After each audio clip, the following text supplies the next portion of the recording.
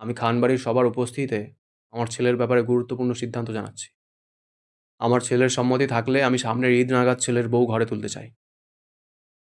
আলী আহমদ খানের কথাগুলো আবিরের মনের সঙ্গে সঙ্গে বিস্ফোরিত হয়েছে। আবিরের চোখ মুখে অন্ধকার নেমেছে। কপালে কয়েক স্তর ভাঁজ পড়ে গেছে। এদিকে মেঘের নিঃশ্বাস গলায় আটকে গেছে। অবিরত ঢোক গিলে নিঃশ্বাস নেওয়ার প্রবল চেষ্টা করছে। তানভীর, আসিফ, আরিফ, জান্নাত, আইরিন, মিম সকলেই আশ্চর্য নয়নে তাকিয়ে আছে।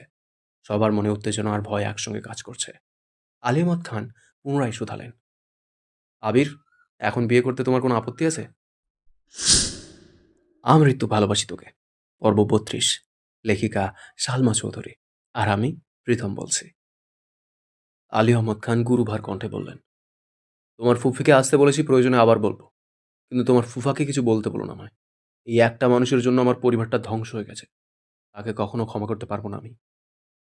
মালিয়া খান ঠান্ডা কণ্ঠে বললেন, আর কতদিন মনের ভেতর বিদ্বেষ পুষে রাখবেন? এবার অন্তত সবকিছু ঠিক করে নেন। তোমরা কি চাইছো, আমি নিজে থেকে সব ভুলে ওই লোকের সাথে কথা বলি? আবির তপ্ত স্বরে বলল, না, মনের বিরুদ্ধে আপনাকে কিছু করতে বলছি না। আপনি ফুফিকে সত্যিই বাসা আনতে চাইলে ফুফিকে কল দিয়ে ভালো মন্দ কথা বলে দাওয়াত দেবেন। বাসার সবাইকে নিয়ে আসতে বলবেন, এটুকুই। আমার কাছে ওদের কারো নাম্বার নেই। নাম্বার আমি সংগ্রহ করে দিচ্ছি।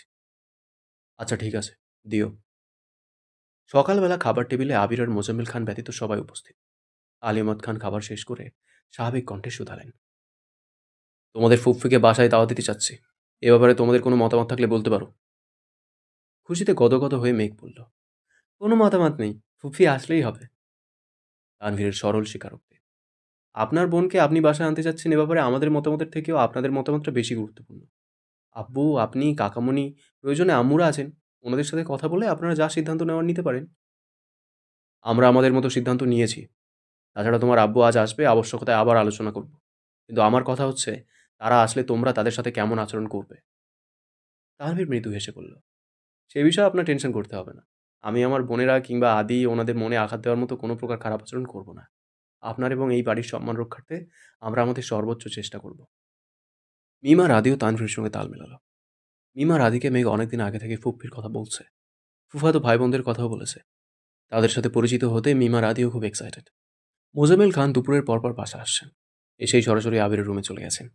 আলিমত খানের ছেলের প্রতি অতিরিক্ত ভালোবাসার কারণে আবিরকে কিছু না বললেও মোজাম্মেল খান একাই সেই ঝাঁজ মিটিয়েছেন।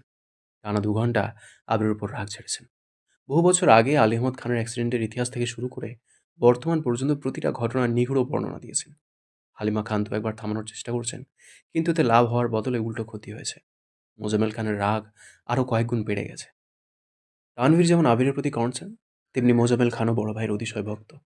আলিমত খানের এত বছরের পরিশ্রম, এই পরিবারের প্রতি অগাধ ভালোবাসা, সবটাই মোজাম্মেল খানের খুব কাছ থেকে দেখা। আবির আর তানভীর দুজনের ছন্নছাড়া আচরণে আলিমত খান আর মোজাম্মেল খান দুজনেই অনেক বেশি চিন্তিত। কাজের চাপে আবিরের একটু আধটু সিরিয়াসনেস দেখা গেলেও তানভীর বরাবরই গা ছাড়াভাবে চলে। তারপর আবির ইচ্ছেকৃত তানভীরকে আরও বেশি আগলে রাখে, যা মোজাম্মেল খানের একেবারেই পছন্দ না। আবিরের পাশাপাশি তানভীরও যদি পূর্ণ মনোযোগ দিয়ে পারিবারিক ব্যবসাটা সামলাতো, তাহলে এতদিনে তাদের অবস্থান আরও উপরে থাকতো। একমাত্র ছেলের প্রতি মোজাম্মেল খানের ভালোবাসা যেমন আছে, তেমনি দুশ্চিন্তারও অন্ত নেই। আবির পড়াশোনায় ভালো, কাজেও খুব মনোযোগী, কিন্তু তানভীর সম্পূর্ণ উল্টো।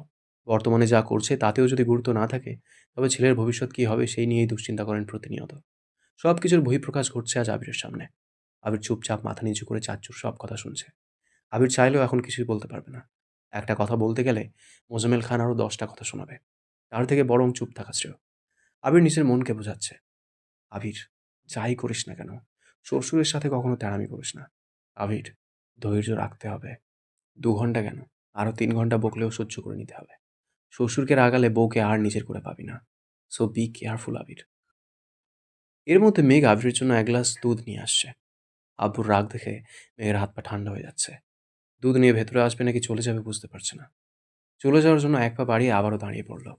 মেঘ মনে মনে আওড়ালো, আজ আমার জন্য আবির ভাইয়ের এই অবস্থা। আব্বু ওনাকে একা বকবেন কেন? আমিও তো বকা খাওয়ার অর্ধেক অংশীদার। মেঘ জিভ দিয়ে ঠোঁট ভিজিয়ে আবারও রুমের দিকে পা বাড়ালো। কারো উপস্থিতি বুঝতে পেরে মোজাম্মেল খান সঙ্গে সঙ্গে ঘাড় ঘুরিয়ে তাকালেন। মেঘের হাতে দুধের গ্লাস থরথর করে কাঁপছে। মেঘ অন্য হাত দিয়ে শক্ত করে গ্লাসটা ধরে রেখেছে। মোজাম্মেল খান মেঘকে দেখে একটু থামলেন। ফোঁস করে শ্বাস ছেড়ে রাগী স্বরে বললেন, তারা অ্যাক্সিডেন্ট করে এক একদিন এক একজন পড়ে থাকবে, আর ঘর গোষ্ঠী মিলে তাদের সেবা করবে। করো করো, আরও বেশি করে সেবা করো।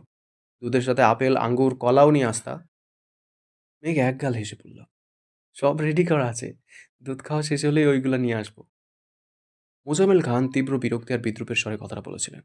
অথচ মেঘ তা বুঝতে না পেরে উল্টো সাবলীল ভঙ্গিতে অচতুর স্বীকারোক্তি দিয়েছে।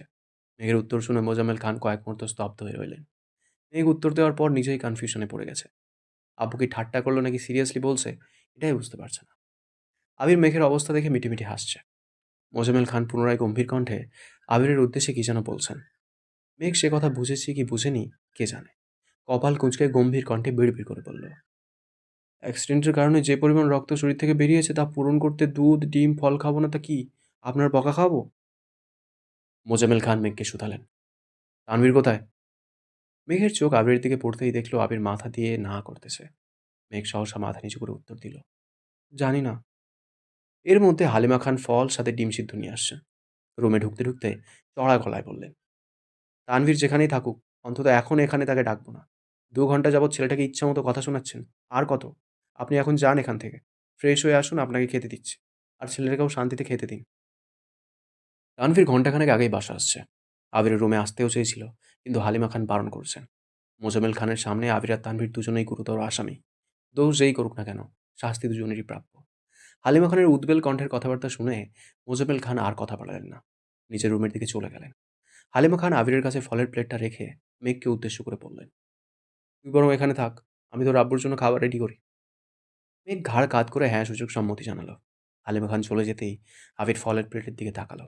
হিমোগ্লোবিন বাড়ানোর জন্য যে যে ফল বেশি গুরুত্বপূর্ণ, সেসব ফলে প্লেট ভর্তি করে নিয়ে আসছে। আবির ভাবলে ক্ষীণ কণ্ঠে বলল, এত ফল আনছিস কেন? কে খাবে? আপনি খাবেন। এত ফল খাইয়ে একদিন আমার শরীর ঠিক করার প্ল্যান করছিস নাকি? একদিনে না পারি, কিছুদিনেই ঠিক করে ফেলবো ইনশাল্লাহ। আবির সুস্থির কণ্ঠে বলল, এত খেতে পারবো না। যেটুকু পারবো সেটুকুই খাবো। মেঘ মুচকি মুচকি হাসছে। মেঘের রহস্যময় হাসি দেখে আবির ভ্রুযুগল নাকের গুড়ায় টেনে রাহাসবাড়ি কণ্ঠে শুধালো, এভাবে হাসার কারণ কি? মনের ভেতর কি চলছে? মেঘের মুচকি হাসি প্রখর হলো। বেশ কিছু সময় চলল মেঘের অবাধ হাসি। আবির বিস্তীর্ণ আঁখিতে চেয়ে আছে তার কাদম্বিনীর দুটি নেত্রে। আজ কতদিন পর আবিরের প্রিয়তমার অকৃত্রিম হাসি দেখছে, যাতে নেই কোনো রকম কৃপণতা। দীর্ঘ সময়ের হাসির নিমিত্তে মেঘের চোখ দুটো টলমল করছে। গাঢ় কমলা রঙের একটা জামার সাথে সাদার মধ্যে হ্যান্ডপ্রিন্টের একটা ওড়না মেঘের গায়ে জড়ানো। কমলা আর সাদার কম্বিনেশনে মেঘকে আজ অপরূপ লাগছে। সেই সাথে ঠোঁটগুলো আজ মাত্রাতিরিক্ত লাল দেখা যাচ্ছে। চোখের নিচে কাজল কিছুটা লেপ্টে আছে। নিরবধি হাসির কারণে ঘামে চিকচিক করছে নাকের ডগা। কোনো রমণীর প্রেমে পড়ার জন্য এর চেয়ে বড় কারণ বোধহয় আর হয় না। মুগ্ধতায় আবিরের দু চোখ আটকে আছে। নিঃশ্বাস ভারী হয়ে আসছে। বাস্তব আর কল্পনা গুলিয়ে যাচ্ছে। মেঘ চেষ্টা করেও নিজের হাসি থামাতে ব্যর্থ হচ্ছে। দিশাবিশা না পেয়ে বাধ্য হয়ে নিজের হাতে নিজের মুখ চেপে ধরে হাসি থামানোর চেষ্টা করল। আবির তখনও নীড়ের দৃষ্টিতেই চেয়ে আছে। দৃষ্টির গভীরতা জুড়েই অবিশ্রান্ত ভালোবাসার সুবাস। মেঘের মোহমায় জর্জরিত আবিরের হৃদয়। মেঘ হাসি থামিয়ে আবির দিকে তাকাতেই আবির ভ্রুজোড়া নাচালো। মেঘ ঠোঁট বেঁকিয়ে মৃদু স্বরে বলল, আপনি এগুলো খাওয়া শুরু করুন, আমি আসছি। কোথায় যাচ্ছিস? আসতেছি এখনই। মেঘ কিছুক্ষণের মধ্যে 2টা প্লেট হাতে ফিরে আসলো। এক প্লেট ভর্তি ফল, আর এক প্লেটে এক হালি সিদ্ধ ডিম। মেঘ ঠোঁটে হাসি রেখে প্লেট দুটো আবিরের সামনে রাখতেই আবির বিষম খেয়ে উঠল। কাস্তে কাস্তে আবিরের অবস্থা খারাপ হয়ে যাচ্ছে। অলরেডি আবিরের সামনে এক হালি ডিম, এক প্লেট ভর্তি ফল। তার উপর মেঘ আরও এক হালি ডিম আর এক প্লেট ফল নিয়ে আসছে। আবির কাস্তে কাস্তে বলল, এই এসবের মানে কি?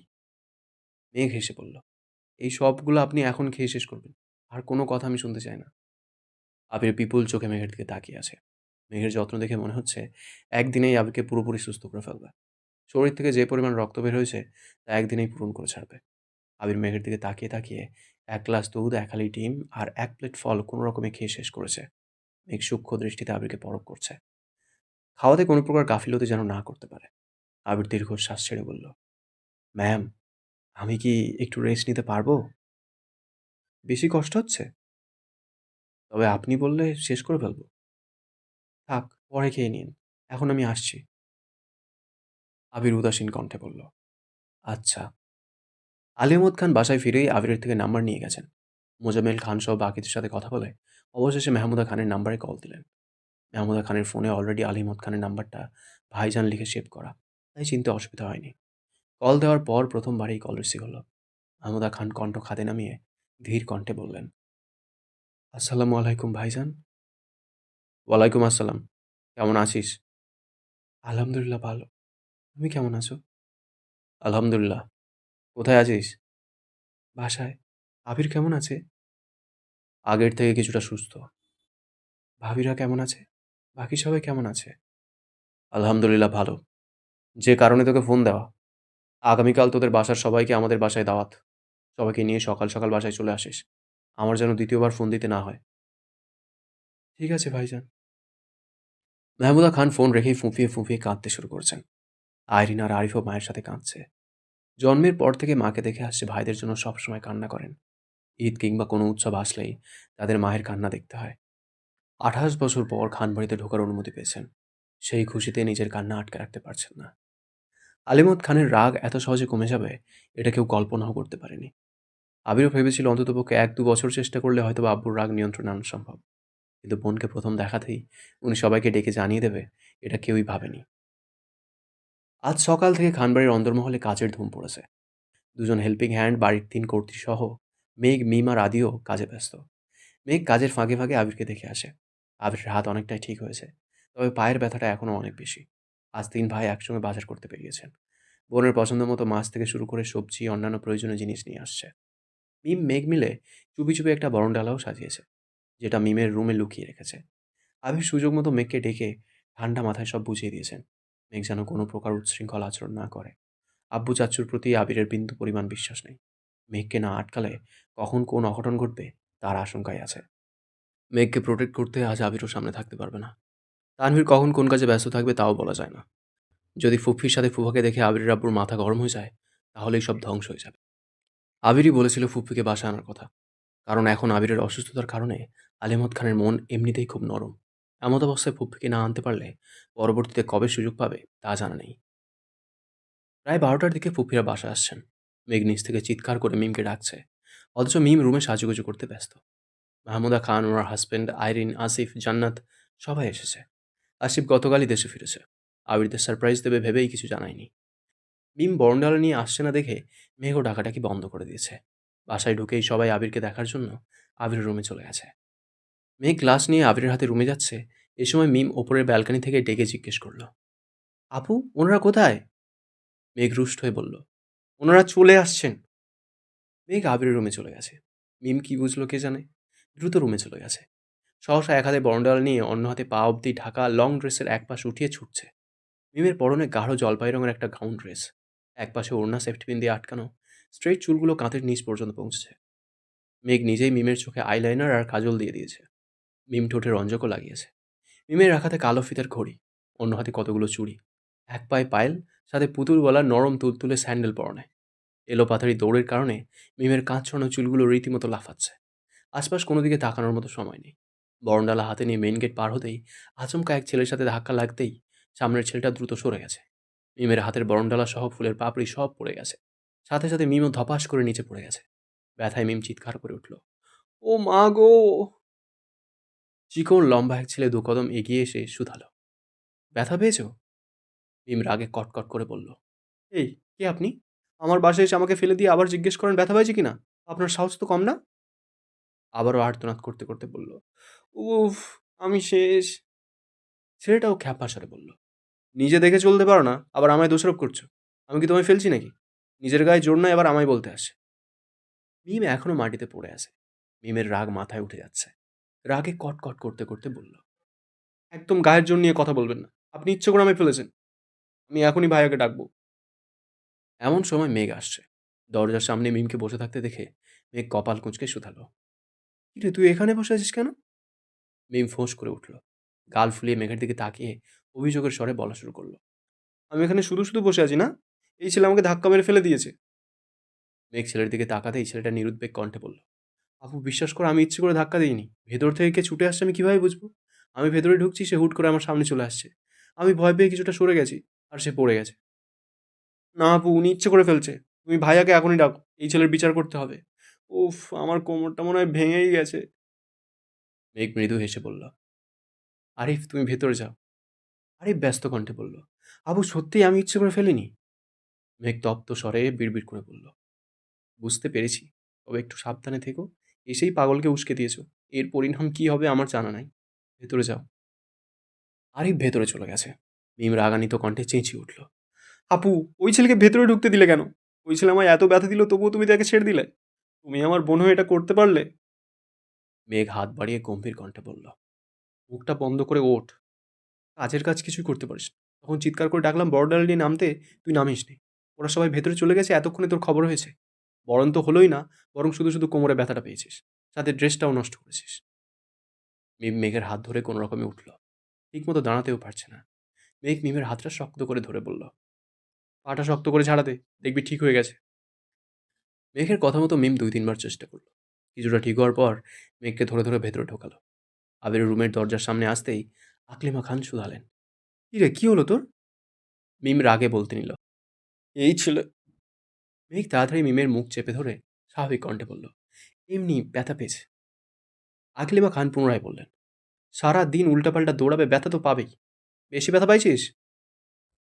সিরিয়াস আলোচনায় মিমের ব্যথাটা আলোচনার মোড় ঘুরিয়ে ফেলছে। আবিরও তীক্ষ্ণ দৃষ্টিতে মেঘের দিকে তাকিয়ে আছে।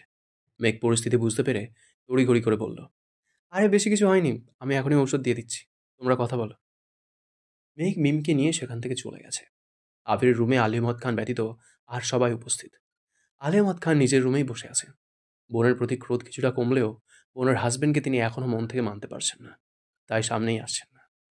মোজাম্মেল খান, মালিয়া খান, হালিমা খান আলোচনা করে মেহমুদা খান আর ওনার হাজবেন্ডকে আলী আহমদ খানের রুমে পাঠাচ্ছেন।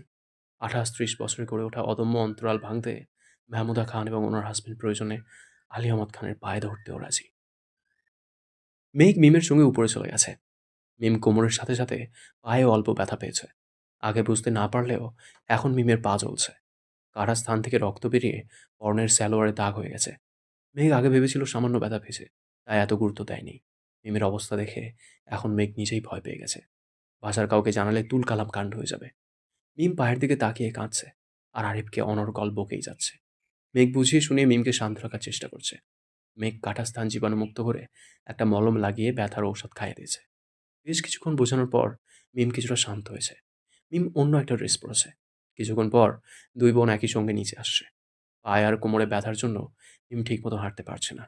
ওরা নিচে আসতেই দেখলো আলিমত খানের রুমের সামনে ভিড়। মেঘ মিমকে সোফায় বসিয়ে এগিয়ে গেল বড় আপুর রুমের দিকে।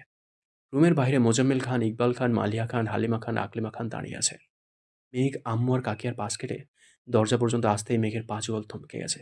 সেই সাথে হৃদস্পন্দন হঠাৎ থেমে গেল। মাহমুদা খান এবং ওনার হাজবেন্ড দুজনে আলী আহমদ খানের দু পা আঁকড়ে ধরে অবিচ্ছেদ্যভাবে কেঁদেই চলেছেন। ব্যগ্র স্বরে নিজের ভুল স্বীকার করছেন আর আলী আহমদ খানের কাছে মাপ চাচ্ছেন। আলী আহমদ খান বোনকে অনেকদিন আগেই ক্ষমা করে দিয়েছেন, তবে আজ বোনের হাজবেন্ডকে সামনাসামনি দেখার পর নিজেকে কোনোভাবেই নিয়ন্ত্রণ করতে পারছেন না। পাথুরে মানবের ন্যায় আলী আহমদ খান বিছানার একপাশে বসে আছেন। মোজাম্মেল খান ব্যতীত দরজার সামনে দাঁড়ানো প্রতিটা মানুষের চোখ টলমল করছে। মেঘ কাতর বদনে ফুফির দিকে কিছুক্ষণ তাকিয়ে রইল। মেঘের বুকের ভেতর অসহনীয় যন্ত্রণা হচ্ছে। হৃদয় খুঁড়ে আসা আর্তনাদগুলো অবিক্ষিপ্ত গতিতে দু চোখ বেয়ে গড়িয়ে পড়ছে। ক্ষণিকের জন্য মেঘ নিজেকে ফুফির জায়গায় কল্পনা করতেই মেঘের চারপাশ অন্ধকারে আচ্ছন্ন হয়ে গেছে। দাঁড়িয়ে থাকার সর্বশক্তি মুহূর্তেই বিলীন হয়ে গেছে। মেঘ দ্রুত স্থান ত্যাগ করল। মিমের পাশে সোফায় গিয়ে বসে চোখ বন্ধ করে ঘন ঘন শ্বাস নিয়ে নিজেকে স্বাভাবিক করার চেষ্টা করছে। মেঘের অস্থিরতা দেখে মিম অবাক চোখে চাইল। আশপাশে চোখ বুলিয়ে মিম সন্ধিহান কণ্ঠে শুধালো, আপু, কি হয়েছে তোমার? এভাবে হাঁপাচ্ছ কেন? মেঘ নিজেকে সামলে স্বাভাবিক কণ্ঠে বলল, কিছু হয়নি। অন্যদিকে আবিরের রুমে আসিফ, জান্নাত, তানভীর, আরিফ, আইরিন সবাই খুনসুটিতে মেতে আছে। বেশ কিছুক্ষণ গল্প করার পর আসিফ হঠাৎই গম্ভীর কণ্ঠে আবিরকে উদ্দেশ্য করে বলল, শুনলাম তুই নাকি মেঘের জন্য অ্যাক্সিডেন্ট করেছিস। মোটেই না, তোমরা শুধু শুধু আমার ওনাকে দোষারোপ করছো। ওনার কোনো দোষই নাই, ভাগ্যে ছিল তাই অ্যাক্সিডেন্ট করেছে। আসিফ কিঞ্চিত হেসে বলল, এখনই তার পক্ষ নিচ্ছিস, বিয়ের পর কি করবি তাহলে? আবির চিপ দিয়ে ঠোঁট ভিজিয়ে ঠোঁট বেঁকিয়ে হেসে মৃদু স্বরে বলল, পরে বউ ভক্ত জামাই হব। ও যা বলবে, যেভাবে বলবে, আমি সেভাবেই চলব। বাস্তবে কেন, স্বপ্নেও কোনোদিন ওকে আমার বিরুদ্ধে কোনো ধরনের অভিযোগ তুলতে দিব না, ইনশাল্লাহ। জান্নাত, আসিফ আর তানভীর একসঙ্গে ইনশাল্লাহ বলে উঠল। আইরিন হাসি মুখে শুধালো, ভাইয়া, তুমি বিয়েটা কবে করবা? আমরা কি বিয়ে খাবো না? আবির ঠাট্টার স্বরে বলল, তোকে বিয়ে দিয়ে তারপরই করব। আইরিন মুখ ফুলিয়ে গম্ভীর কণ্ঠে বলল, আমার কি বিয়ের বয়স হয়েছে? মাত্র 16 বছর বয়স আমার।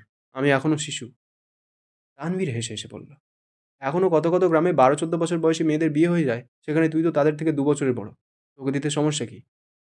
আইরিন গুরুগম্ভীর ভাব নিয়ে বলল, তোমার বোন যে আমার থেকে আরো 3 বছরের বড় সে বেলায়, তাকে বিয়ে দাও না কেন? তানভীর সত্তর জবাব দিল, আমার বোনের জামাই ফিক্সড, তাই কোনো টেনশন নাই। কিন্তু তোর জন্য ছেলে তো খুঁজতে হবে, এজন্য সবার টেনশন।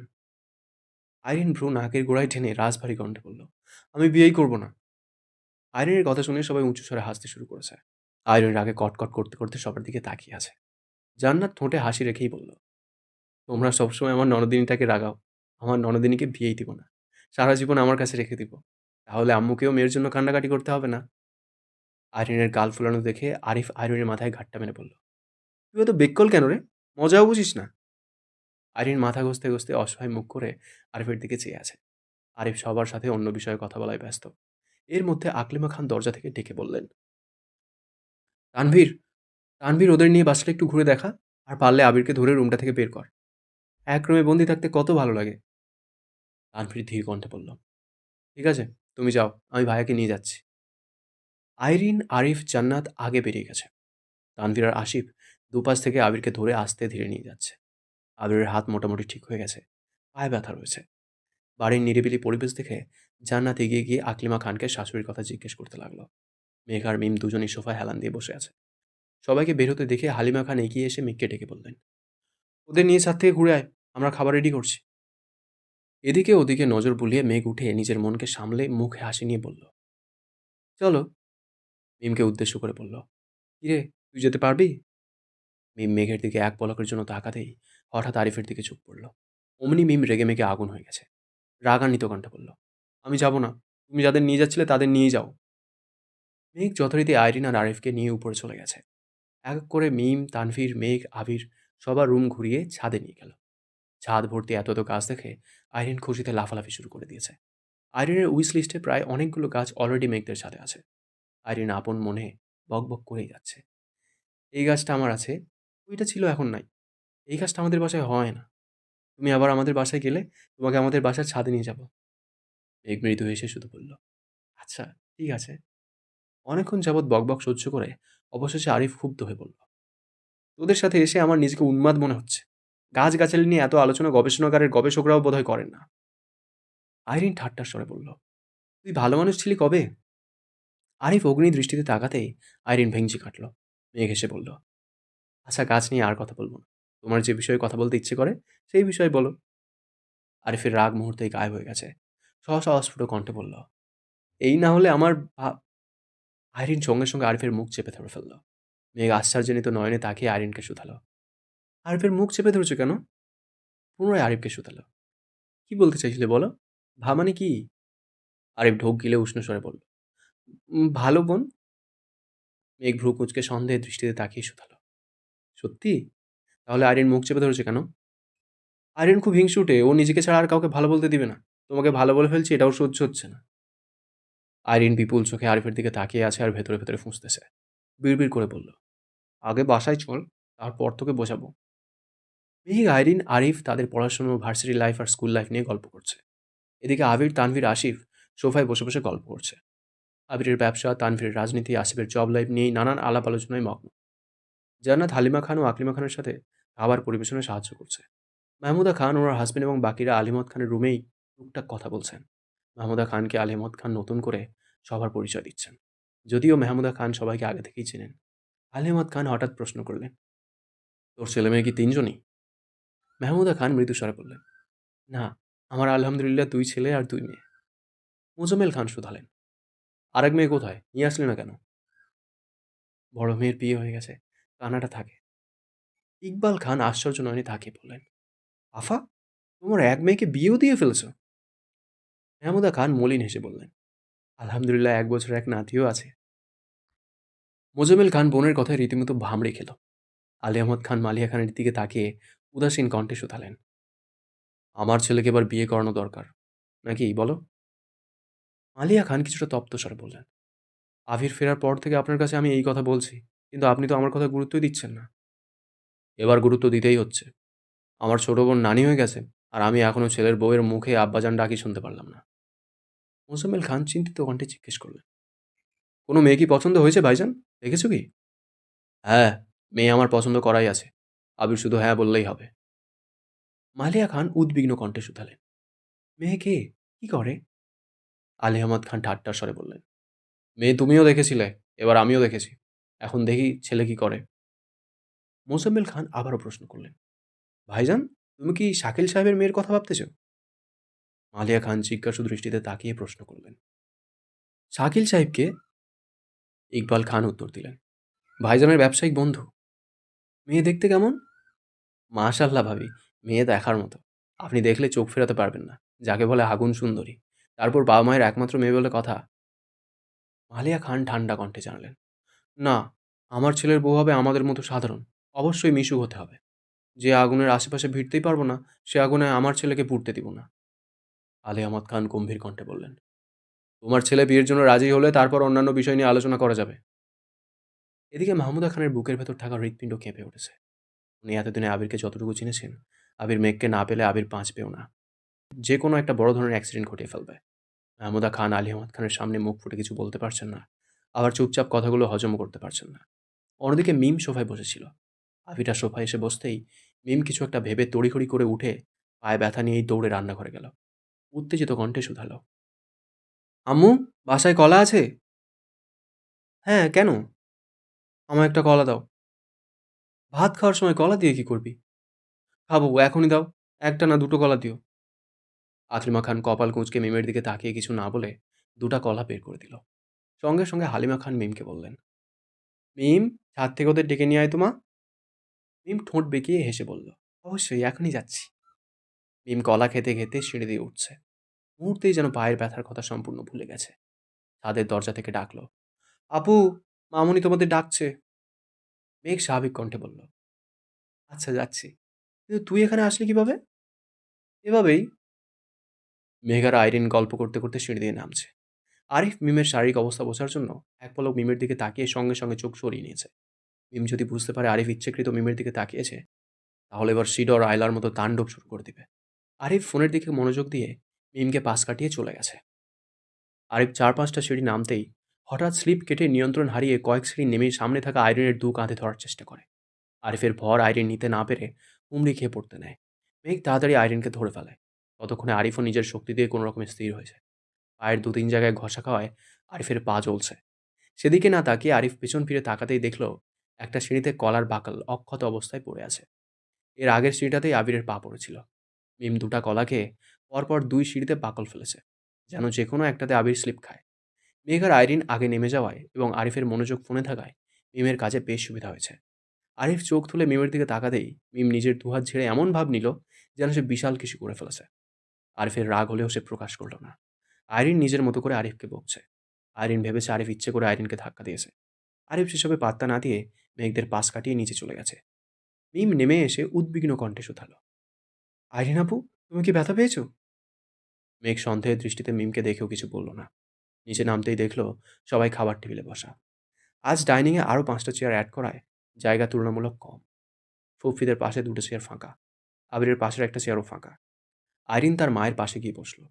মিম ফুফিদের পাশে চেয়ারে বসতে বসতে মেঘকে চোখে ইশারা করলো, যেন আবিরের পাশে গিয়ে বসে। মেঘ কয়েক মুহূর্ত স্তব্ধ হয়ে দাঁড়িয়ে রইল।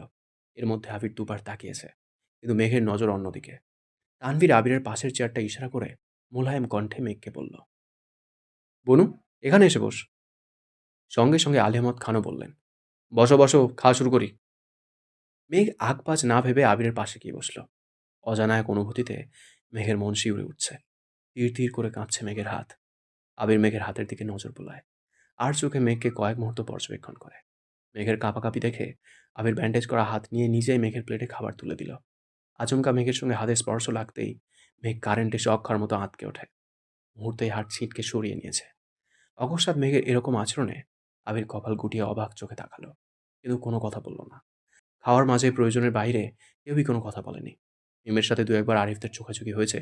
মিম প্রতিবারই ভেংচি কেটে সহসা অন্যদিকে তাকিয়ে পড়েছে। আলী আহমদ খান খাবার শেষ করে গলা খাঁকারি দিয়ে ধীর কণ্ঠে বললেন, আমি খানবাড়ির সবার উপস্থিতিতে আমার ছেলের ব্যাপারে গুরুত্বপূর্ণ সিদ্ধান্ত জানাচ্ছি। আমার ছেলের সম্মতি থাকলে আমি সামনের ঈদ নাগাদ ছেলের বউ ঘরে তুলতে চাই। আলী আহমদ খানের কথাগুলো আবিরের মনের সঙ্গে সঙ্গে বিস্ফোরিত হয়েছে। আবিরের চোখ মুখে অন্ধকার নেমেছে, কপালে কয়েক স্তর ভাঁজ পড়ে গেছে। এদিকে মেঘের নিঃশ্বাস গলায় আটকে গেছে, অবিরত ঢোক গিলে নিঃশ্বাস নেওয়ার প্রবল চেষ্টা করছে। তানভীর, আসিফ, আরিফ, জান্নাত, আইরিন, মিম সকলেই আশ্চর্য নয়নে তাকিয়ে আছে। সবার মনে উত্তেজনা আর ভয় একসঙ্গে কাজ করছে। আলিমত খান পুনরায় শুধালেন, আবির, এখন বিয়ে করতে তোমার কোনো আপত্তি আছে? শ্বাসরুদ্ধকর পরিস্থিতিতে আবিরের নিঃশ্বাস ভারী হয়ে গেছে। মস্তিষ্ক জুড়ে বিচরণ করা পরিকল্পনাগুলো এলো পাতাড়ি ছুটছে। পিঞ্জরে আবদ্ধ হৃৎপিণ্ডটা দপদপ করে কাঁপছে। আব্বু, চাচ্চু সহ খানবাড়ির প্রায় সব সদস্য আজ এখানে উপস্থিত। বহু কাঠখড় পুড়িয়ে আবির ফুফিকে প্রথমবারের মতো বাসা আনতে সফল হয়েছে। আবির যতটা চেষ্টা প্রকাশ্যে করেছে, তার থেকে অনেক বেশি চেষ্টা গোপনে করেছে। ফুপ্পির সাথে প্রথমবার দেখা হওয়ার পর থেকে মালিয়া খানকে দিয়ে আবির যথাসাধ্য আলিয়ামত খানকে বোঝানোর চেষ্টা করে আসছে। এতদিনে ভাই বোনের সম্পর্ক মোটামুটি ঠিক হতে শুরু করেছে। এমত অবস্থায় আবির কোনোভাবেই নতুন কোনো ঝামেলা চাচ্ছে না। বর্তমানে আবিরের অবস্থান অনুসারে মেঘের কথা বাসায় জানানো বা আব্বু চাচ্চুর কাছে মেঘকে চাওয়ার মতো মিনিমাম যোগ্যতাও আবিরের নেই। আর যাই হোক, আবির মেঘের ব্যাপারে না শব্দ শুনতে নারাজ। এদিকে টেনশনে মেঘের হাত পা ঠান্ডা হয়ে গেছে। আবির বিয়েতে রাজি হয়ে গেলে আর যে কোনো ক্রমে অন্য মেয়ের সাথে আবিরের বিয়ের কথা হলে মেঘের কী হবে সেটা ভেবেই মেঘ ডিপ্রেশনে চলে যাচ্ছে। পাশাপাশি বসায় আবিরের দিকে ঠিকমতো তাকাতে পারছে না। আবিরের রিয়াকশনও বুঝতে পারছে না। কিছু মুহূর্তের জন্য খাবার টেবিলে পিনপতন নীরবতা চলল।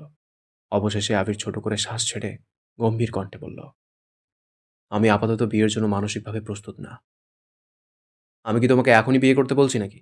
ঈদ পর্যন্ত সময় নাও, মানসিকভাবে প্রস্তুত হও। আবির আগ পাঁচ না ভেবে বলে উঠল, সরি আব্বু, ঈদ নাগাদ সময়ে আমি নিজেকে গুছাতে পারবো না। আমার আরও সময় লাগবে। কতদিন? আগামী 1 বছর আমি বিয়ে নিয়ে ভাবছি না। আরও 1 বছর? তুমি বাড়িতে আসছো প্রায় 1 বছর হতে চলল। তাছাড়া তোমার বিয়ের বয়সও হয়েছে। তোমার আম্মু অনেকদিন যাবতই আমাকে বলছিল, আমার উচিত বাবা হিসেবে নিজের দায়িত্ব স্বীয়ভাবে পালন করা। কিন্তু আব্বু, আমি এখন কোনো অবস্থাতেই বিয়ে করতে পারবো না। বিয়ে করার মতো যোগ্যতা আমার এখনো হয়নি। কেন হবে না? যদি ইনকামের কথাও চিন্তা করি, তুমি প্রায় 8-9 মাস যাবত আমাদের পারিবারিক ব্যবসার পাশাপাশি নিজস্ব ব্যবসা সামলাচ্ছ। তোমার পার্সোনাল ইনকাম বাদ দিলাম। আমাদের কোম্পানি থেকে প্রতি মাসে তোমাকে যে স্যালারিটা দেওয়া হয়, আমি আশাবাদী তা দিয়ে তুমি তোমার বউ নিয়ে দিব্যি চলতে পারবে। প্রয়োজনে বিয়ের পর তোমার স্যালারি বাড়ানো হবে। ব্যবসার দায়িত্ব এখন তোমার কাছে। তোমার যা প্রয়োজন তার সবটাই তুমি নিতে পারো। এরপরও যদি সমস্যা মনে হয়, তাহলে আমি তো আছিই। বিয়ের সম্পূর্ণ খরচ না হয় আমি দিলাম। আবির মলিন হেসে বলল, আপনাকে অসংখ্য ধন্যবাদ এবং আমি আন্তরিকভাবে দুঃখিত। প্রয়োজনে 1 বছরের জায়গায় 2 বছর পর বিয়ে করব। তবুও বিয়ের জন্য আমি কারো কাছ থেকে 1 পয়সাও নিব না। মোজাম্মেল খান রাশভারী কণ্ঠে বলে উঠল, যদি টাকার জন্যই বিয়ে করতে সমস্যা হয়, তাহলে তোমার আব্বুর বা আমার অ্যাকাউন্ট থেকে চাইলে তুমি তোমার প্রয়োজনীয় অ্যামাউন্ট ধার নিতে পারো। তারপর ধীরে ধীরে পরিশোধ করে দিও। তোমার আব্বু তোমাকে বিয়ে করাতে চাইছেন, তোমার রাজি হওয়া উচিত। মোজাম্মেল খান একটু থেমে পুনরায় বললেন, আর মেয়েটা তোমার অপরিচিত কেউ না। মোজাম্মেল খানের কথায় আবির আঁতকে উঠল। মুহূর্তেই মাথায় চিন্তারা ঘুরপাক খেতে শুরু করলো। সহসা হৃদস্পন্দন জোরালো হয়ে গেছে। মনের গহীনে একটা চিন্তা বারবার উকি দিচ্ছে। আব্বু চাচ্চু কি কোনোভাবে মেঘের কথা বলতে চাচ্ছেন? অন্য মনস্কতায় আবিরের অশ্রুযুগল কিছুটা প্রশস্ত হলো। নিপুণ কৌশলে আবির নিজের অল্প বিস্তর হাসিটাকে আড়াল করে গুরুতর কণ্ঠে শুধালো, কে সে? মোজাম্মেল খান অবলীলায় বলতে শুরু করলেন, শাকিল সাহেবকে তো তুমি চিনোই। ওনার মেয়ে সারাকেও নিশ্চয়ই দেখেছো। মাঝে মাঝে অফিসেও আসে। গতকাল তোমার অসুস্থতার কথা শুনে শাকিল সাহেব অফিসে আসছিলেন। তারপর নিজে থেকেই সারার সঙ্গে বিয়ের সম্বন্ধের কথা বলেছেন। যদিও ভাইজান তেমন কিছু বলেনি। বাসায় আলোচনা না করে ওনাকে কিছু জানানো ঠিক হবে না। বাসার সবার ও তোমার মতামত থাকলে ওনাদের বাসায় দাওয়াত করা হবে। মেয়ে অপছন্দ হওয়ার মতো কিছু নেই। তারা আসলে এনগেজমেন্টটাও না হয় করে নেওয়া যাবে। সারার কথা শুনে আবিরের মেজাজ চরম মাত্রায় খারাপ হয়ে গেছে। মনের কোণে যে এক টুকরো সুখের আভাস উকি দিয়েছিল, তা যেন মুহূর্তেই বিলুপ্ত হয়ে গেছে। পায়ের রক্ত মাথায় উঠে গেছে। গায়ের রক্ত টকবক করে ফুটছে। মেঘ, তানভীর 2 ভাই বোনই অসহায় মুখ করে আব্বুর অভিমুখে চেয়ে আছে। মেঘ পাশে তাকিয়ে এক পলক আবিরকে দেখছে, পুনরায় এক পলক আব্বুকে দেখছে। উপস্থিত সকলের মনে অস্থিরতা। এতক্ষণ যাবৎ একটুর জন্য হলেও মনে হয়েছিল তারা আবিরের মতামত জানতে চাইবে। কিন্তু মোজাম্মেল খানের মুখে এঙ্গেজমেন্টের কথা শুনে সকলেই থতমত হয়ে গেছে। ফুফিরা সকলে মুখ চাওয়াচাই করছে। সবাই সবার দিকে তাকালেও আবিরের দৃষ্টি প্লেটের দিকে স্থির। রাগে আবির দাঁতে দাঁত চেপে ধরেছে। কপালের দুপাশের শিরা উপশিরাগুলো দ্রুত গতিতে লাফাচ্ছে। গলার রগগুলো ফুলে উঠেছে। সারা মেয়েরা ইদানিং ঘন ঘন অফিসে আসছিল। ওনাদের সাথে কোনো মিটিং বা যে কোনো আলোচনাতেই সারা শাকিল সাহেবের সঙ্গে আসতো। প্রথম দিন ফর্মালিটি করে আবির সারার সঙ্গে স্বাভাবিকভাবে কথা বলেছিল। 1 কাপ কফি অফার করেছিল। মিটিংয়ে যাওয়ার আগে আবির কাউকে কফি দেওয়ার কথা বলেও গিয়েছিল। কিন্তু পরবর্তীতে ব্যস্ততার জন্য সারার সঙ্গে আর কোনো কথা হয়নি। সেই থেকে সারা প্রায়ই অফিসে আসতো, চেঁচে আবিরের সাথে কথা বলার চেষ্টা করতো। আবির ব্যস্ততা দেখিয়ে সবসময় ইগনোর করতো। সারা বেশ কয়েকবার আবিরের নাম্বারও চেয়েছে, কিন্তু আবির দেয়নি। সেই মেয়ের সঙ্গে বাবা চাচা আবিরের বিয়ের কথা ভাবছে, এতেই আবিরের মেজাজ তুঙ্গে। আবির মুখ ফুলিয়ে শ্বাস টানল, নিজেকে নিয়ন্ত্রণ করার শেষ চেষ্টা করল। দীর্ঘ শ্বাস ছেড়ে কণ্ঠ 4 গুণ ভারী করে বলল, আমি বিয়ে করব না মানে করবই না। আগামী 1 বছর এই বাড়িতে কোনো প্রকার বিয়ের আলোচনা শুনতে চাই না। শাকিল সাহেবের মেয়েই হোক আর যে সাহেবের মেয়ে হোক, আজকের পর থেকে অফিসিয়াল কার্যক্রমের সদস্য ব্যতীত অফিসে যেন কোনো মেয়ে না আসে। আর অনুগ্রহ করে আমার বিয়ে নিয়ে আপনারা আলোচনা বন্ধ করুন। আলী আহমদ খান রাশভারী কণ্ঠে বললেন, তুমি কথা শেষ করতে তো দিবে? আব্বু, আমি আর কোনো কথা শুনতে বা বলতে চাচ্ছি না। তোমার কিছু বলার থাকলে বলতে পারো। আবির রাগান্বিত কণ্ঠে বলে উঠল, আপনারা আপনাদের সিদ্ধান্ত জানিয়ে এঙ্গেজমেন্ট পর্যন্ত ফিক্সড করে ফেলেছেন, আর এখন আমার মতামত জানতে চাচ্ছেন? বাহ, অসাধারণ। মালিয়া খান শান্ত স্বরে বললেন, আবির, আব্বুর সাথে এভাবে কথা বলছিস কেন? কথা বললেই তো বিয়ে হয়ে যায় না। ওনারা তো তোর সিদ্ধান্ত জানতেই চাচ্ছেন। আম্মু, এর আগে সিদ্ধান্ত জানতে চাওয়া বলে না। ওনারা ওনাদের মর্জি আমার উপর চাপালে আমি ওনাদের সব সিদ্ধান্ত মানতে পারবো না। আর যদি আমার সিদ্ধান্ত জানতেই চাও, তাহলে আমি আবারও বলছি, আগামী 1 বছর আমি বিয়ে করতে পারবো না। এ ব্যাপারে আমার সামনে অথবা আড়ালে আর কোনো কথা যেন না হয়। আলী আহমদ খান উঠে যেতে যেতে ভারী কণ্ঠে বললেন, ঠিক আছে, তোমার বিয়ে নিয়ে আর কোনো কথা হবে না। আবির গম্ভীর কণ্ঠে জবাব দিল, ধন্যবাদ। মোজাম্মেল খান গুরুগম্ভীর কণ্ঠে বললেন, ছেলে মেয়ে বড় হয়ে গেলে নিজের মর্জিতে চলতে চায়, বাবা মায়ের অবাধ্য সন্তান হয়ে যায়। বড়দের সিদ্ধান্ত তখন তাদের কাছে মূল্যহীন মনে হয়, কাউকে পরোয়া করে না। আবির ঠোঁট বেঁকিয়ে মনে মনে বিড়বিড় করে বলল, পারলে নিজের মেয়েকে আমার কাছে দেন বিয়ে, তারপর দেখুন আপনাদের সিদ্ধান্তে মূল্য দেয় কিনা। নিজের মেয়ের কথা তো একবারও বললেন না। কোথাকার কোন মেয়েকে আমার ঘাড়ে গছিয়ে দিতে উঠে পড়ে লেগেছেন। তাতে রাজি হয়নি বলে আমি অবাধ্য সন্তান হয়ে গেছি। বাহ শ্বশুর আব্বু, বাহ। আপনার মেয়েকে বিয়ে দিলে ঈদ পর্যন্ত অপেক্ষা করাতে হবে না। আজ, এই মুহূর্তেই বিয়ে করে ফেলবো। মোজাম্মেল খান বিড়বিড় করতে করতে খাবার টেবিল ছেড়ে উঠে চলে গেছেন। আবির এক পলক চাচ্চুর দিকে তাকালো। বিড়বিড় করে বলা কথা আর কিছুই আবির বুঝল না। চোখ ঘোরাতেই তানভীরকে চোখে পড়ল। আবির তানভীরকে দেখেই সিম্পলি স্মাইল দিল। তানভীরের মুখে গাম্ভীর্যতা লেগেই আছে। আবির ফুফিদের দিকে তাকিয়ে স্বাভাবিক কণ্ঠে বলল, তোমরা খাচ্ছ না কেন? খাও খাও।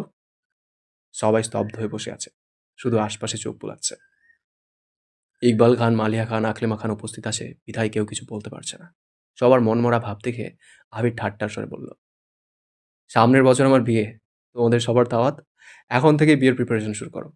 বিয়ে আমার ধুমধাম করেই হবে। আইরিন আর মিমকে উদ্দেশ্য করে বলল, তোরা ডান্স শেখা শুরু কর।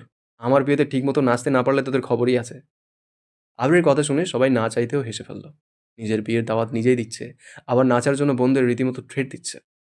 এমন কাণ্ড একমাত্র আবিরই করতে পারে। আরিফ মজা করে বলল, ভাইয়া আমরা কি দোষ করেছি? ছেলে বলে কি আমরা নাচতে পারবো না? আবির হেসে বলল, অবশ্যই নাচবি। তোদের বেশ কিছু লুঙ্গি কিনে দিব, তখন সবগুলো মিলে লুঙ্গি ডান্স দিস। মালিয়া খান তপ্ত স্বরে বললেন, আবির, তোর আব্বুর কথা। আবির গম্ভীর কণ্ঠে শুধু বলল, আম্মু। মালিয়া খান ঠান্ডা কণ্ঠে বললেন, ঠিক আছে ঠিক আছে, আমি আর কিছুই বলবো না। এই তো, এই তো আমার লক্ষ্মী আম্মু। আলী আহমদ খান কিছুক্ষণ আগেই রুমে গেছেন। আলী আহমদ খানকে দেখতে মালিয়া খানও এবার নিজের রুমে চলে গেছেন। আবির আর চোখে নিজের প্রেয়সীর দিকে এক নজর তাকালো। মেঘ মাথা নিচু করে ভাতের প্লেটে আঙুল বুলাচ্ছে। বাকিদের মুখে হাসি থাকলেও মেঘের মনে কালবৈশাখী ঝড় বইছে। আব্বু আর বড় আব্বু যেভাবে বিয়ের কথা বলছিল, আবির ভাই রাজি হলেই বিয়ে হয়ে যেত। এদিকে আবির ভাইয়ের মনে মেঘ আছে কিনা, এই বিষয়েও মেঘের মনে সন্দেহ আছে। মেঘের প্রতি আবিরের মনে ভালোবাসা নাকি ভালো লাগা। 1 বছর পর আদৌ আবির কি মেঘকে বিয়ে করবে, নাকি অন্য কোনো মেয়েকে বিয়ে করে ফেলবে? সেসব ভেবেই মেঘের মন আরও বেশি খারাপ হয়ে যাচ্ছে। মেঘের বারবার শুধু মনে হয় অনিশ্চিত ভবিষ্যতের পেছনে ছুটছে সে। আবিরের মনের কথা জানতে করা এক কর্মকাণ্ডে আবিরের এই অবস্থা হয়েছে। এখন সে কি করবে? মেঘের হাবভাব দেখে আবির মেঘের দিকে সরাসরি তাকালো। কণ্ঠ খাদে নামিয়ে মোলায়েম কণ্ঠে শুধালো, ভাতের প্লেটে আবার কি চাষ করবি? মেঘ বিস্ময় সমেত চোখ তুলে তাকালো। মোহনীয় সেই দৃষ্টি। ফুফফিরা আসবে শুনে মেঘ সকাল সকাল গোসল করে সাজুগুজু করেছিল। এখন সেই সাজ অনেকটাই বিনত হয়ে গেছে। তবু আবির মেঘের চোখের গভীরে অক্লান্ত দৃষ্টিতে চেয়ে আছে। আশপাশ থেকে অন্যদের কণ্ঠস্বর কানে আসতেই আবির নড়ে চড়ে বসল। চোখে চোখ রেখেই শান্ত স্বরে বলল, পারিপার্শ্বিক ব্যাপারে কান না দিয়ে চুপচাপ খাবার শেষ কর। মেঘ অসহায় দৃষ্টিতে আবিরকে পরখ করল। মনে মনে নিজেকে আওড়ালো, মানুষটা এমন কেন? এত কিছুর পরেও একটা মানুষ এতটা স্বাভাবিক কিভাবে থাকতে পারে? মেঘ পুনরায় মাথা নিচু করে খাওয়ায় মনোযোগ দিল। খাবার টেবিলে তেমন কোনো কথা হলো না। খাওয়া দাওয়া শেষ করে ফুফিরা কিছুক্ষণ গল্প করে বিকেলের দিকে বাসায় চলে গেছেন। যাওয়ার সময় আলী আহমদ খান গিফটের পরিবর্তে সবাইকে টাকা দিয়ে দিয়েছেন। সন্ধ্যার পরপর মেঘ ঘুমিয়েছিল। সেই ঘুম ভেঙেছে রাত 11:30 নাগাদ। মেঘের ঘুম ভাঙতে দেখল ফুফির নাম্বার থেকে 2টা কল। আরিফ আর জান্নাতাপুর নাম্বার থেকেও বেশ কয়েকটা কল আসছে। সেই সাথে আবিরের নাম্বার থেকে প্রায় 2 ঘন্টা আগে 3বার কল আসছিল। আবিরের নাম্বারটা চোখে ভাসতেই মেঘের বুকের ভেতর মোচড় দিয়ে উঠল। কানে বাজছে দুপুরে খাবার টেবিলের কথাগুলো। সেই সঙ্গে চোখের সামনে ভেসে উঠছে বড় আব্বুর পায়ে ধরা ফুফিদের কান্নার দৃশ্য। মেঘ শুয়ে রুমের ছাদের দিকে তাকিয়ে আছে আর হাবিজাবি ভাবছে। বেশ কিছুক্ষণ পর শুয়ে অবস্থায় ফুফিকে কল দিল। ফুফির সাথে কিছুক্ষণ কথা বলল। মনের অবস্থা ভালো না বলে বেশি কথাও বলল না। আরও ঘণ্টাখানেক চুপচাপ ব্যালকনিতে দাঁড়িয়ে আকাশের পানে তাকিয়ে রইল। কি ভাবছে, কেন ভাবছে তার সবটাই অজানা। এর মধ্যে দু একবার রুম থেকে বেরিয়ে ব্যালকনি পর্যন্ত গিয়েছে, কিন্তু বাড়ির পরিবেশ বেশ নীরব। কেউ কোথাও নেই। প্রতিদিনের মতোই ড্রয়িং রুমে শুধু একটা বাল্ব জ্বলছে। ড্রয়িং রুম বেরিয়ে আবিরকে দেখতে যাওয়ার সাহস ছোট্ট মেঘের হচ্ছে না, তাই দুবারই রুমে ফিরে আসছে। আবিরের নাম্বারে একবার কলও দিয়েছিল। আবির কল রিসিভ করেনি। প্রায় ঘণ্টাখানেক রুমে পায়চারি করার পর অবশেষে মেঘ বুকে সাহস নিয়ে আবিরের রুমের দিকে পা বাড়ালো। মেঘ উপরে থাকাকালীন এত বছরে আজ অবধি ভয়ে রাতের বেলা নিচে নামেনি। পানি সহ প্রয়োজনীয় সব জিনিস সন্ধ্যের আগেই রুমে নিয়ে আসে। আবিরকে দেখার জন্য মেঘ এত রাতে ভয়ে ভয়ে নিচে নামছে। রুমের দরজা ধাক্কা দিতেই মৃদু আলোতে আবিরের ঘুমন্ত ধৃষ্টতা ভেসে উঠল। মেঘ ধীর গতিতে রুমে প্রবেশ করল। নিস্তব্ধ আঁখিতে বেশ কিছু সময় আবিরকে পরখ করল। বৈদ্যুতিক পাখার বাতাসে আবিরের চুলগুলো উঠছে। গাল ভর্তি দাড়িগুলো অনেকটাই বড় হয়ে গেছে। সেই সাথে অতিরিক্ত দুশ্চিন্তার কারণে শ্যামবর্ণের চেহারা তামাটে বর্ণ ধারণ করছে। মেঘ অনেকক্ষণ দাঁড়িয়ে থেকে আচমকা বিছানার পাশে ধপ করে ফ্লোরে বসে পড়ল। মাঝরাতে নিস্তব্ধ পরিবেশে বাসার পাশে গাছের ডালে 2টা পাখির কিচিরমিচির শব্দ ব্যতীত আর কোনো শব্দ নেই। অকস্মাৎ আবিরের ঘুম ভেঙে গেছে। অনুভব করে একজোড়া তুলতুলে হাত আবিরের এক হাতে আঁকড়ে ধরে রেখেছে। আবিরের হাতের আঙুলগুলো কোমল গাল স্পর্শ করে রেখেছে। আবিরের অনুভূতিরা জানান দিচ্ছে আবিরের প্রেয়সী আবিরের হাতকে আষ্টে পৃষ্ঠে জড়িয়ে রেখেছে। সবই ঠিক ছিল, কিন্তু মেঘের হঠাৎ কান্না সব কিছু এলোমেলো করে দিয়েছে। প্রথম দিকে আস্তে ধীরে কাঁদলেও ধীরে ধীরে মেঘ নিজের উপর নিয়ন্ত্রণ হারিয়ে ফেলছে। মেঘের নিরবচ্ছিন্ন কান্নায় চোখ বেয়ে গড়িয়ে পড়া পানিতে মেঘের গালে রাখা আবিরের আঙুলগুলো ভিজে গেছে। মেঘের কান্নার শব্দে আবিরের বুকের ভেতর তোলপাড় চলছে। মাঝরাতে মেঘ কেন কাঁদছে, কেউ কিছু বলল কি না, আগে আবিরের কল কেন রিসিভ করলো না, সেসব ভেবে আবির অস্থির হয়ে যাচ্ছে। এদিকে মেঘের কান্না থামার কোনো নাম নেই। মেঘের হাতে থাকা আবিরের আঙুলগুলো তীর তীর করে কাঁপছে। মেঘের কান্নার জন্য তা বুঝতেই পারছে না। আবির কাতর স্বরে মনে মনে বলল, মেঘ, তুই এভাবে কাঁদিস না প্লিজ। তোকে কিভাবে বোঝাই, তুই কাঁদলে যে আমার ভেতরটা পুড়ে ছারখার হয়ে যায়। তুই জানিস না, তোর চোখ থেকে এক ফোঁটা পানি ঝরলে এই আবিরের হৃদয় থেকে কত ফোঁটার রক্ত ঝরে। তোর কান্না দেখলে খুন না করেও নিজেকে খুনি মনে হয়। তোর কাছে থেকেও আজ আমি বহু দূরে। তোকে ছোঁয়ার অধিকার থাকা সত্ত্বেও আজ আমি বড্ড অসহায়। মেঘ আপন মনে কেঁদেই চলেছে। মাঝরাতে আবির মেঘকে কি বলবে, মেঘকে ডাকলে মেঘ অস্বস্তিতে পড়ে যাবে, সেসব ভেবেই আবির মেঘকে ডাকার সাহস পাচ্ছে না। মেঘ কাঁদতে কাঁদতে আবিরের হাতে অধর ছুঁয়ে দিচ্ছে। পুনরায় গালে হাত চেপে ধরে ব্যগ্র কণ্ঠে বলল, আবির ভাই, আপনি আমার প্রাণঞ্চলের একমাত্র শখের পুরুষ। আমার হৃদয়ের একান্ত ব্যাকুলতা, চিত্ত চাঞ্চল্য নয়, বরং আমি আপনার প্রণয়ের পরিণীতা হতে চাই। মেঘের কান্না জড়িত কণ্ঠে বলা এক একটা কথা শুনে আবিরের হৃদস্পন্দন কয়েক গুণ বেড়ে গেছে। ইচ্ছে করছে সব প্রতিকূলতা উপেক্ষা করে কাদম্বিনীর দু চোখের পানি মুছে মায়াবী দু চোখে চোখ রেখে অনুরক্ত কণ্ঠে বলতে, মাহাতিফা খান মেঘ, আপনিও আমার অস্তিত্বে নিবদ্ধ একমাত্র শখের নারী, আমার আত্মাকে প্রশান্ত করার অনন্য পন্থা। পৃথিবীর সব নারীকে অবহেলা করতে পারলেও মাহাদিবাকে উপেক্ষা করার সাধ্য এই আবিরের নেই। চিন্তা নেই ললনা, আপনি আমার প্রণয়ের একমাত্র পরিণীতা হবেন, শুধু সময়ের প্রতীক্ষা। মেঘ অতর্কিতে আবিরের হাত ছেড়ে নিস্তরজ আঁখিতে আবিরকে আপাদমস্তক পরখ করে নিশার মাথা নিচু করে বেরিয়ে যাচ্ছে। আবির অক্রূর দৃষ্টিতে মেঘকে দেখছে।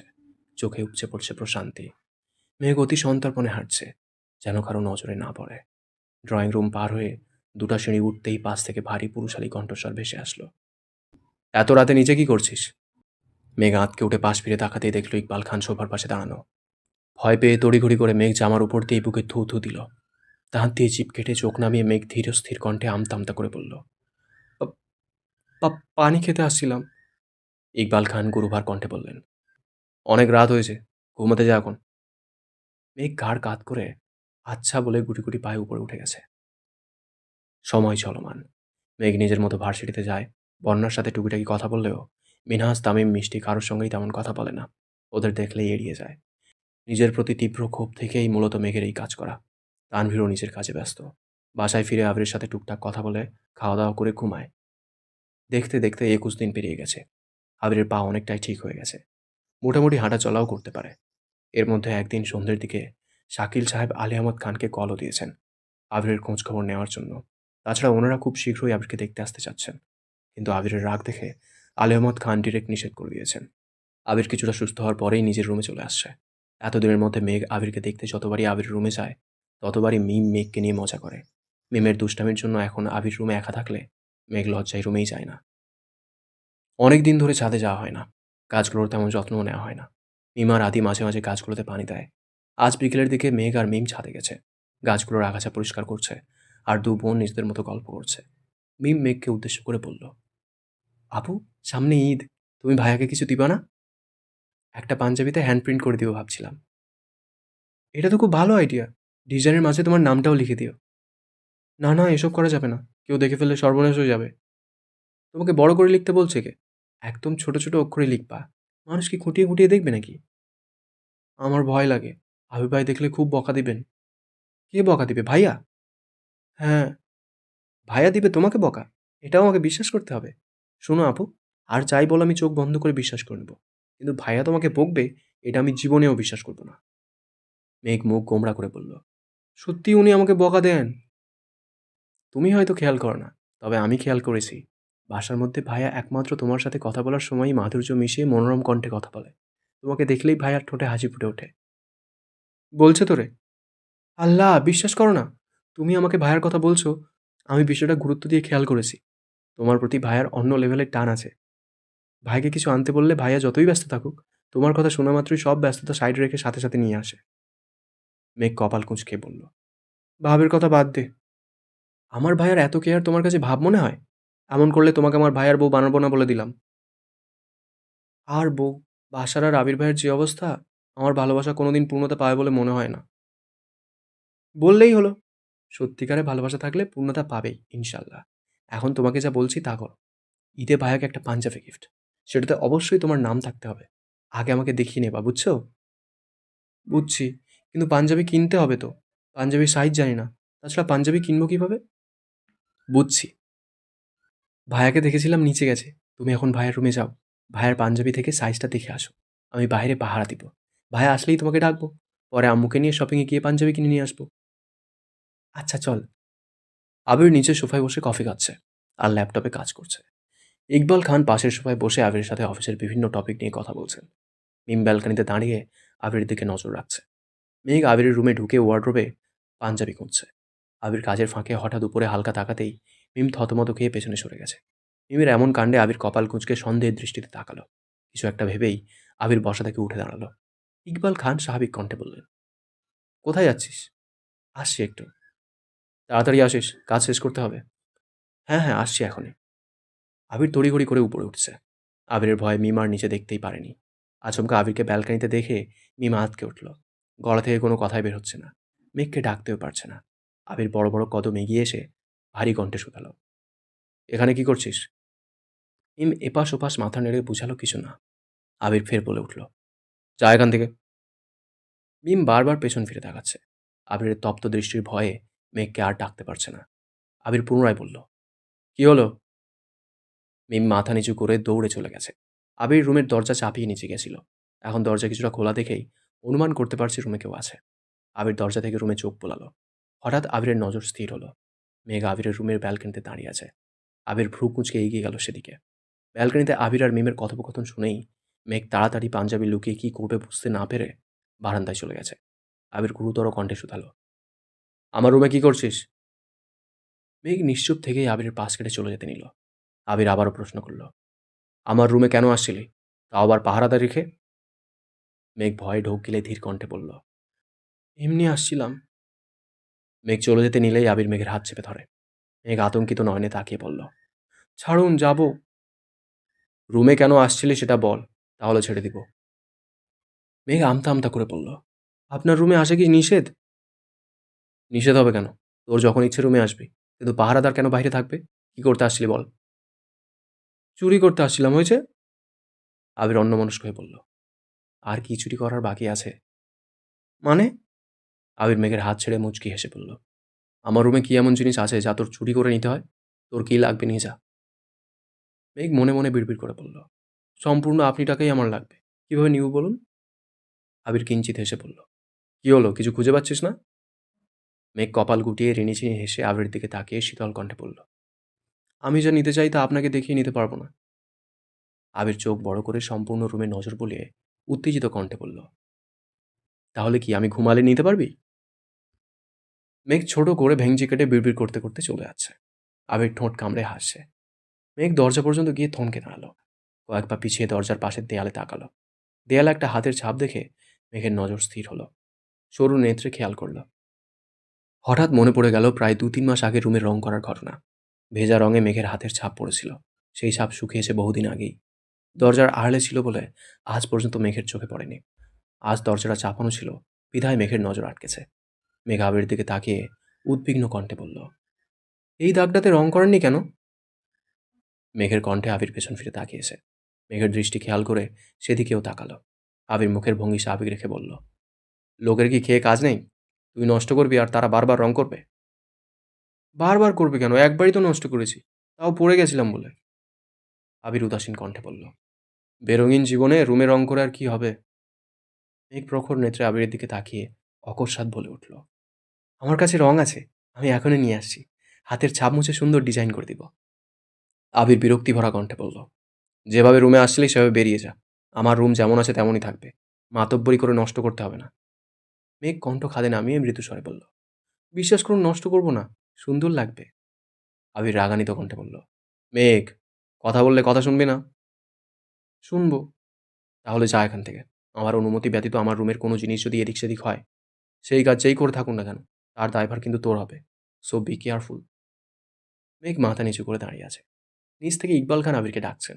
আবির এগিয়ে গিয়ে মেঘের মাথায় হাত বুলিয়ে অনুগ্রহ কণ্ঠে বলল, সারা রাত ভাবেন। আগামীকাল আমার রুমের ২টা দেয়াল আপনাকে ডিজাইন করে দিতে হবে। ডিজাইন ভালো না হলে, না হলে কি? সেটা না হয় কালকেই বুঝাবো। আবির রুম থেকে বেরিয়ে গেছে। মেঘ দেয়ালে হাতের ছাপের দিকে একবার তাকালো, আবার পাশের ২টা দেয়ালের দিকে তাকিয়ে দেখল। তারপর রুম থেকে বেরিয়ে সোজা মিমির রুমে ঢুকলো।